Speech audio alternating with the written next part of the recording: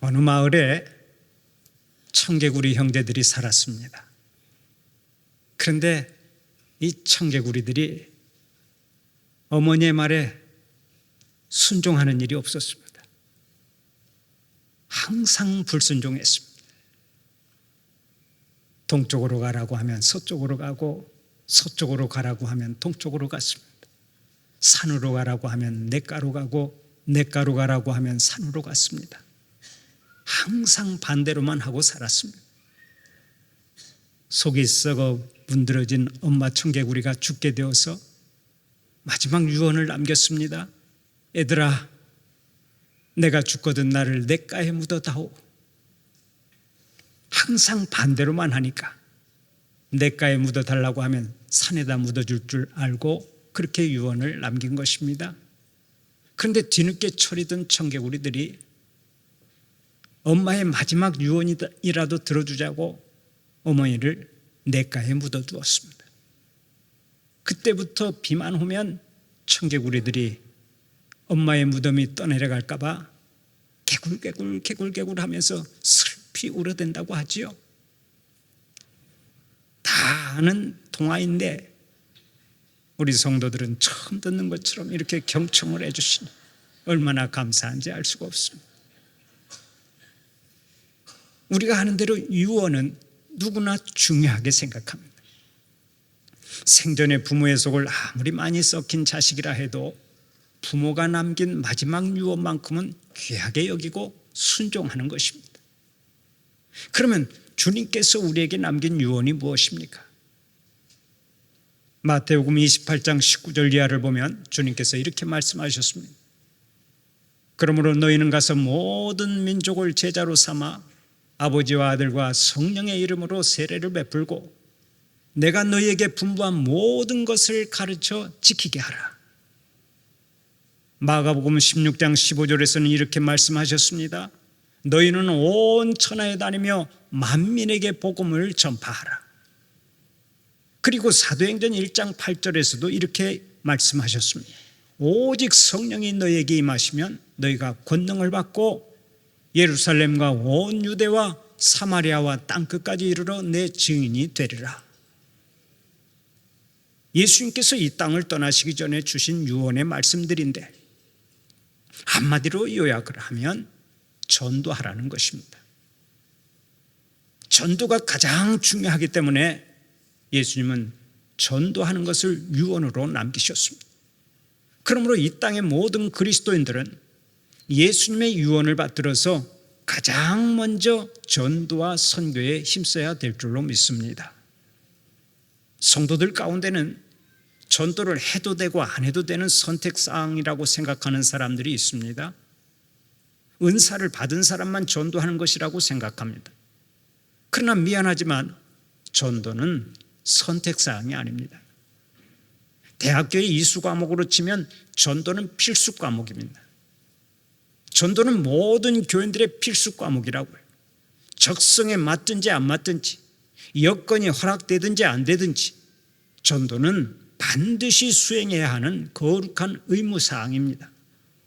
어느 교회든 전도하지 않고서는 주님께 인정받을 수가 없습니다. 선교하지 않고서는 주님의 사랑을 받을 수가 없는 것입니다. 우리 교회는 주님의 지상 최대 명령인 전도와 선교에 힘써서 주님의 사랑받는 교회가 되시기를 바랍니다. 그런 의미에서 오늘의 본문에 주목할 필요가 있습니다.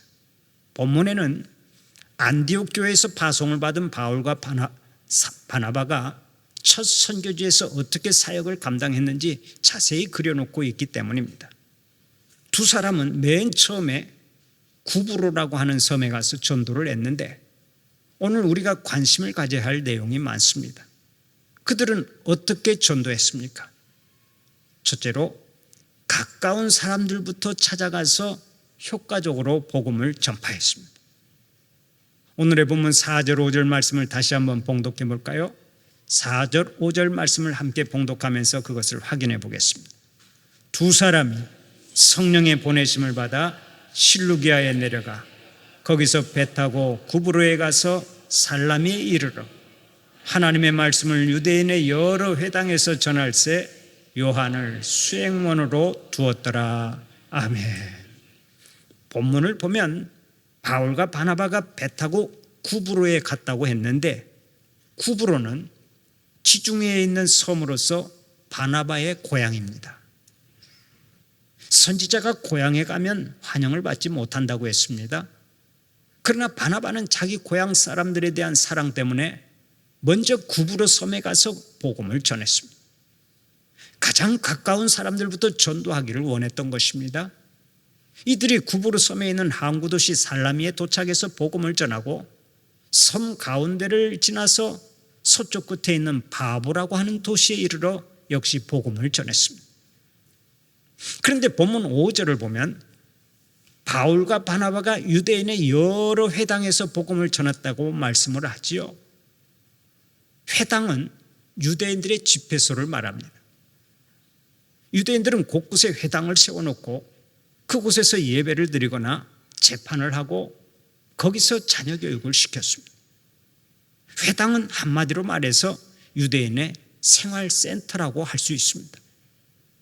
바로 그것을 이용해서 바나바와 바울은 복음을 전했던 것입니다.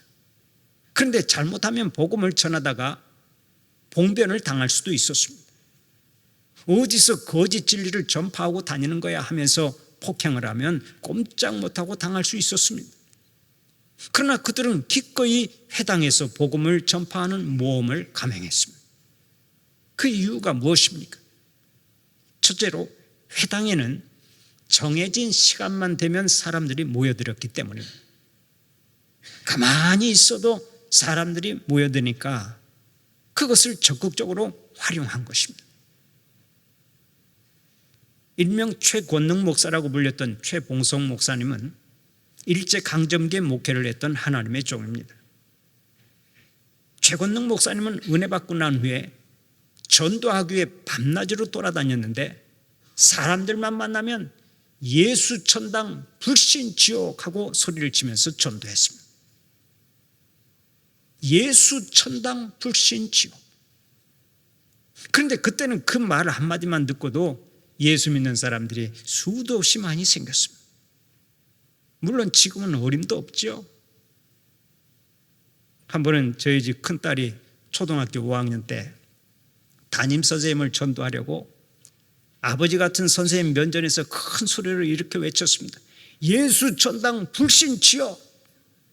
그랬더니 그 선생님이 예끼놈 하고 매를 들고 쫓아오더랍니다.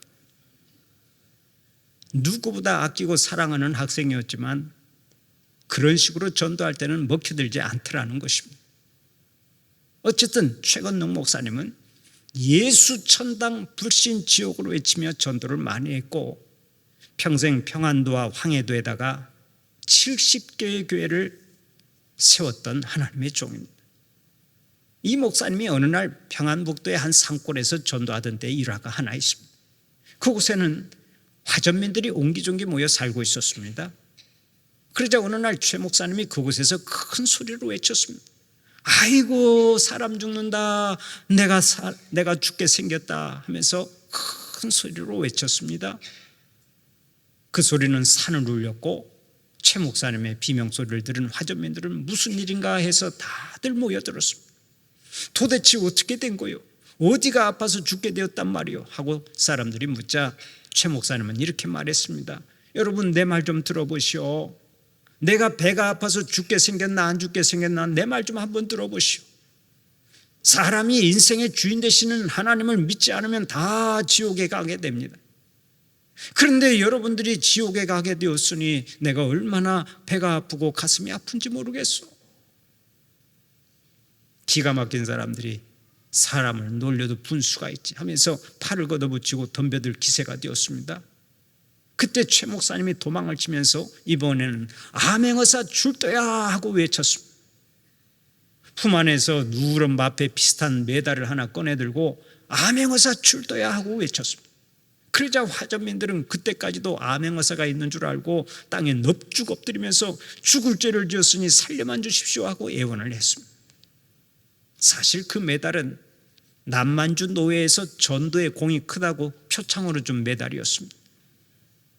그때 최 목사님이 목소리를 낮추고 말했습니다. 나는 사람이 보낸 암행어사가 아니라 하나님이 보낸 암행어사요. 만일 여러분이 하나님을 섬기지 않으면 살아남지 못할 것이요.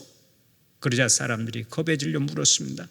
하나님만 섬기면 우리 죄가 용서되는 것입니까?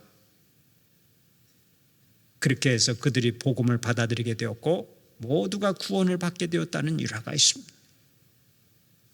한적한 길가에서 복음을 전할 수도 있습니다. 아무도 없는 들판에서 복음을 전할 수도 있습니다. 그러나 기왕이면 많은 사람들에게 효과적으로 복음을 전할 수 있다면 그것이 좋은 것입니다. 그런 의미에서 바울과 바나바는 회당에서 효과적으로 복음을 전했다고 할 수 있습니다. 회당은 사람들이 자연스럽게 많이 모이는 곳이기 때문에 회당을 통해서 효과적으로 복음을 전했던 것이죠. 두 번째로 바울과 바나바가 회당에서 복음을 전하는 위험을 감수한 이유는 자신들과 똑같은 유대인들이 복음을 듣고 구원받기를 원하는 마음이 간절했기 때문입니다. 비록 이방인들에게 복음을 전파하라고 파송은 받았지만 그들은 먼저 자기 동족이 구원받기를 원했습니다. 그래서 구부로 섬에 들어가 자기 민족에게 복음을 전했던 것입니다. 여기서 우리가 배워야 할 점이 있습니다. 자기 고향 사람들과 일가 친척들이 먼저 복음을 듣고 구원받기를 원했던 바나바나 자기 동족의 유대인들이 먼저 복음을 듣고 구원받기를 원했던 사도 바울처럼 우리에게도 이런 열망이 있어야 하는 거예요. 나의 가족, 나의 친척, 나의 민족을 두고 어디에 가서 먼저 복음을 전하겠습니까? 가정 복음화, 지역 복음화, 민족 복음화를 떠나서 먼저 해외로 나갈 수 없습니다.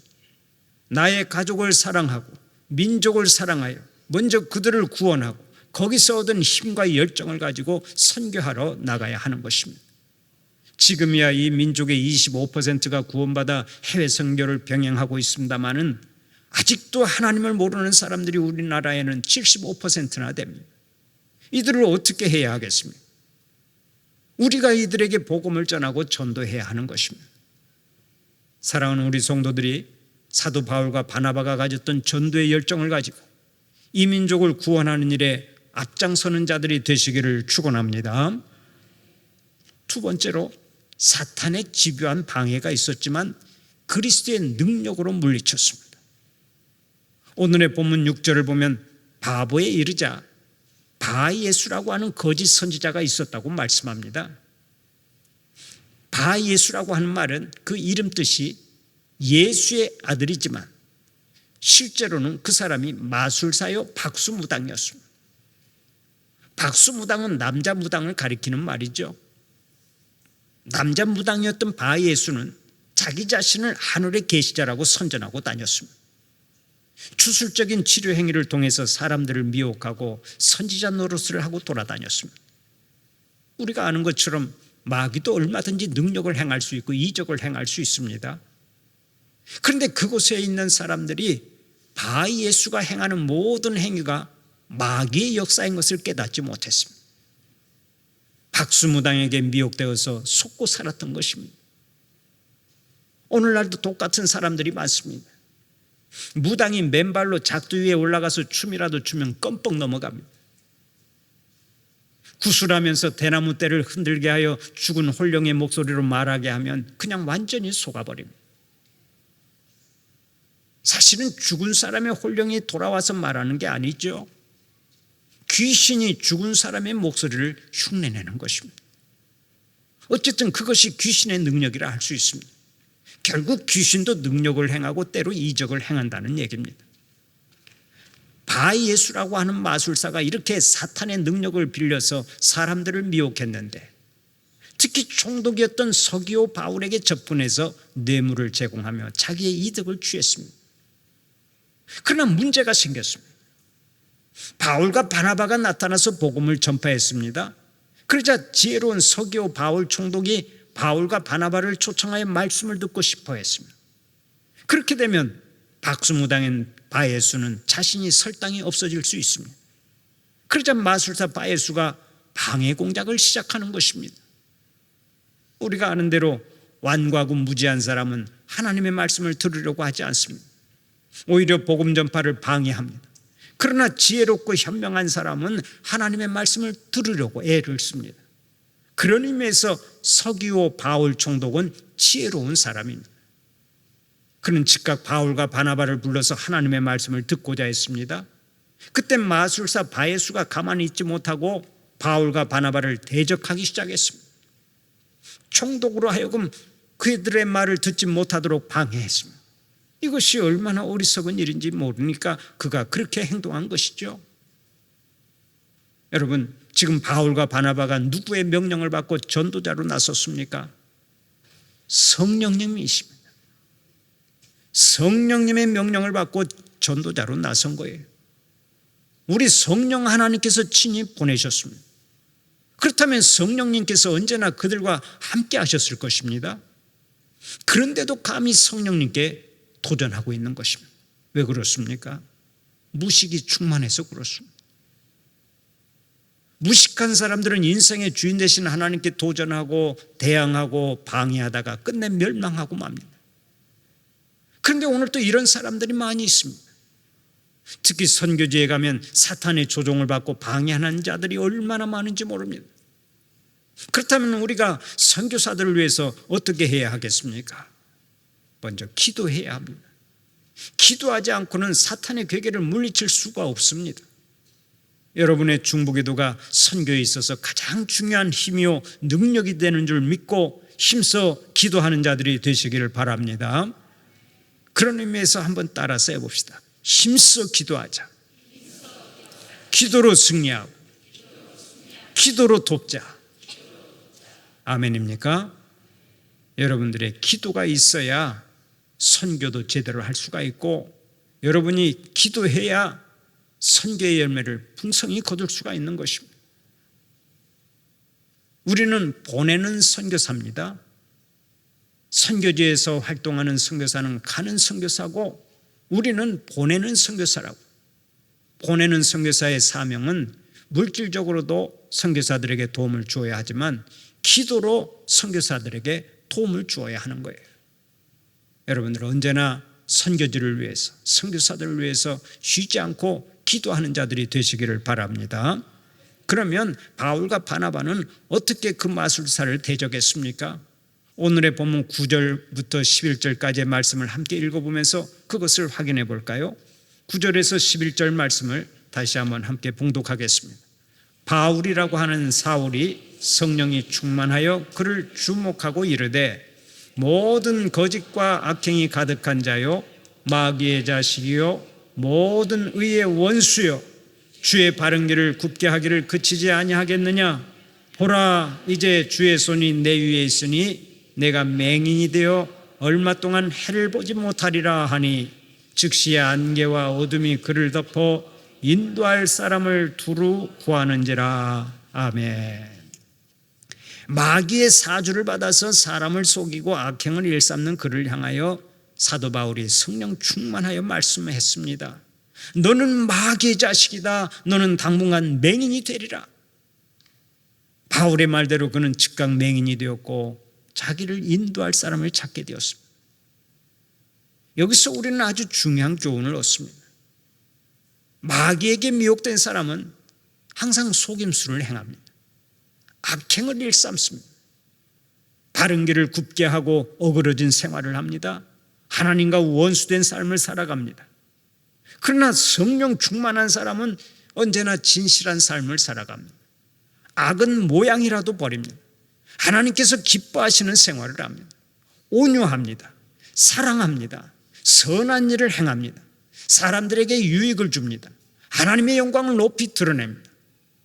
오늘 예배드리는 여러분들은 모두가 성령으로 충만해서 하나님이 기뻐하시는 삶을 살아가는 복이 있기를 바랍니다.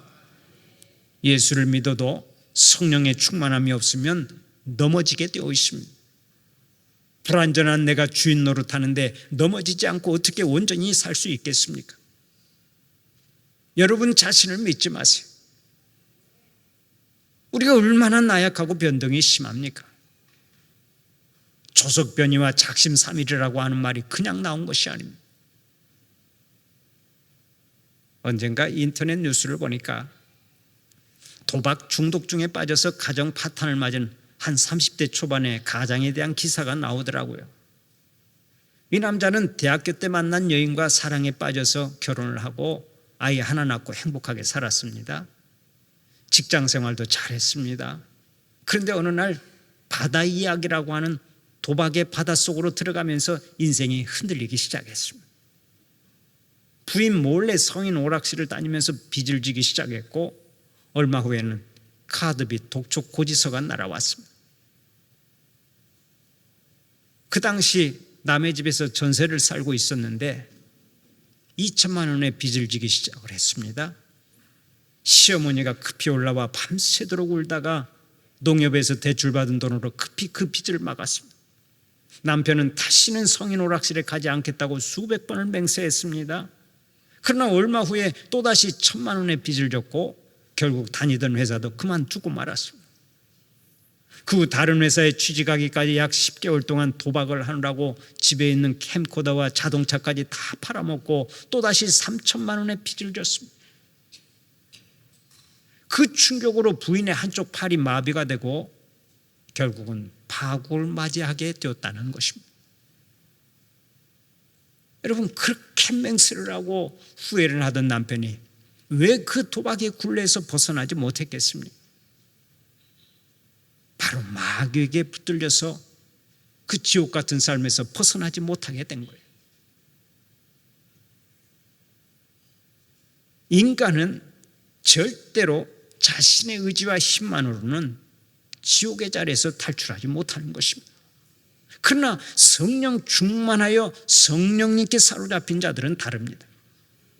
어제까지 죄악의 굴레에서 신음하고 살았어도 오늘 모든 것을 떨쳐버릴 수가 있습니다. 어제까지 우울과 근심과 불안에 사로잡혀 살았다 할지라도 오늘 모든 것을 떨쳐버릴 수가 있습니다. 성령님께 사로잡히면 삶이 완전히 달라지는 것입니다. 왜 그렇습니까? 성령 하나님은 우리를 언제나 복된 길로 인도하시기 때문입니다.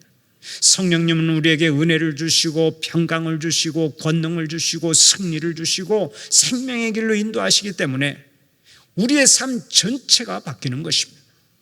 그러므로 일평생 승리하고 복된 삶을 살기 위해서는 먼저 성령 충만해야 되는 줄 믿으시기 바랍니다.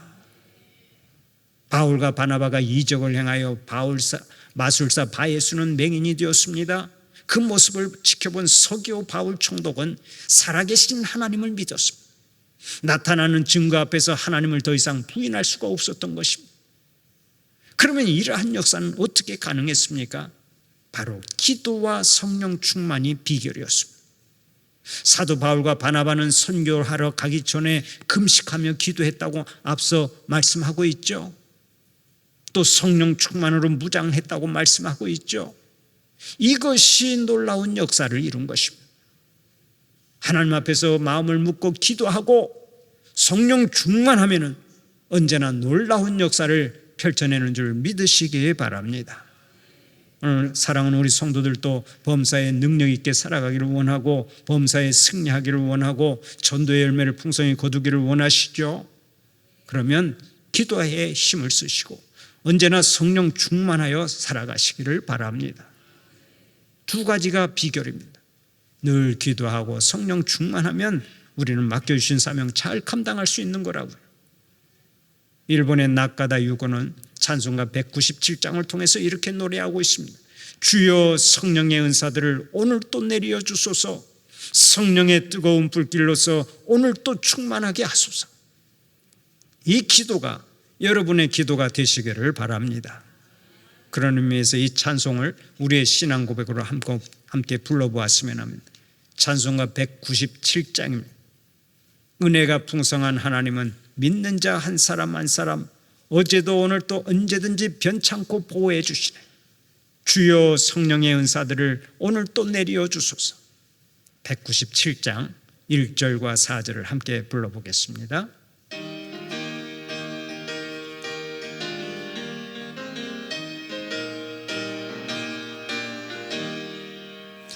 은혜가 풍성한 하나님은 믿는 자 한 사람 한 사람 어제도 오늘 또 언제든지 연찬코 보호해 주시네. 주여 성령의 은사들을 오늘도 내려 주소서. 성령의 뜨거운 불길로서 오늘도 충만케 하소서. 주님의 기쁘신 은혜만을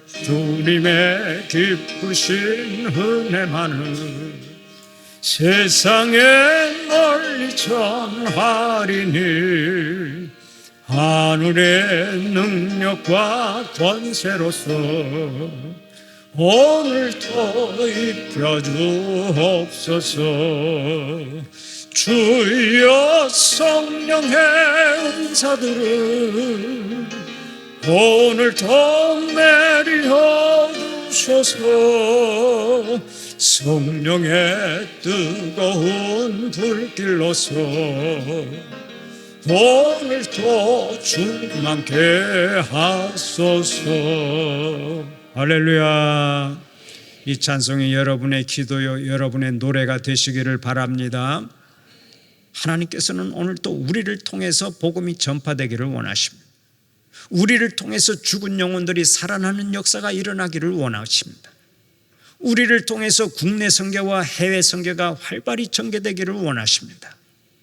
사도 바울과 바나바처럼 힘써 기도하고 성령 충만하여서 이 사명 잘 감당하시기를 간절히 축원합니다.